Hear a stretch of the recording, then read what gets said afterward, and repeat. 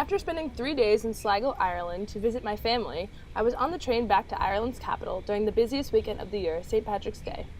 I knew this was something I had to experience along with the world-famous Guinness Storehouse, being the #1 tourist attraction in all of Ireland.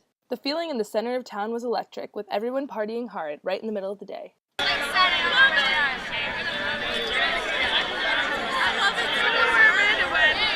In a press release from the Guinness Storehouse, 93% of all visitors to the storehouse in 2013 were international, with the top 5 nationalities visiting the storehouse from the US, UK, France, Germany, and Italy. Over 3 million pints of Guinness are brewed every day at the St. James Gate Brewery in Dublin. As we were walking through the factory, we heard that the #1 U2 cover band in the entire world was playing a show just for this weekend. How lucky we were to get to see this.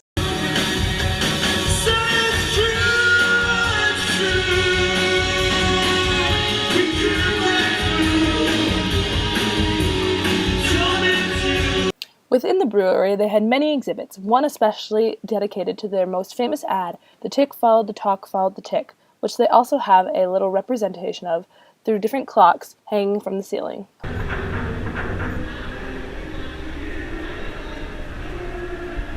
Here's to waiting.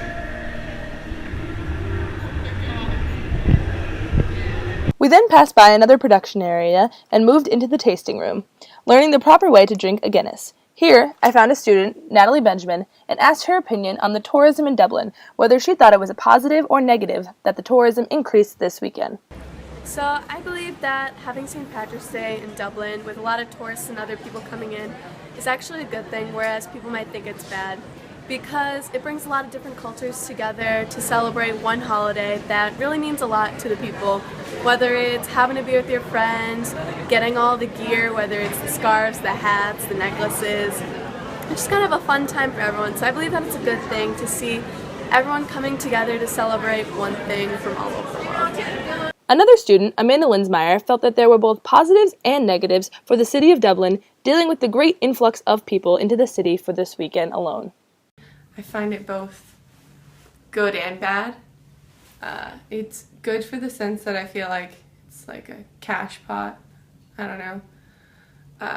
Like Temple Bar, where we have been, just got a bunch of drunk Americans, which is great for the people working there. Get loads of money. I feel like it, it spreads a good amount of Irish pride, even though half the people here aren't Irish. It's pretty great. But at the same time, I feel like it's really bad, really bad, because it's kind of shitting on Irish culture in a way, because half these people are just making like a mockery of it, in the sense where they're just like walking around drunk as I don't even know. And it's like 2 in the afternoon, and it's like, why? You don't need to do this. You're just kind of ruining Dublin in a way, because they're just throwing bottles on the ground. It's all dirty, and the people living here don't.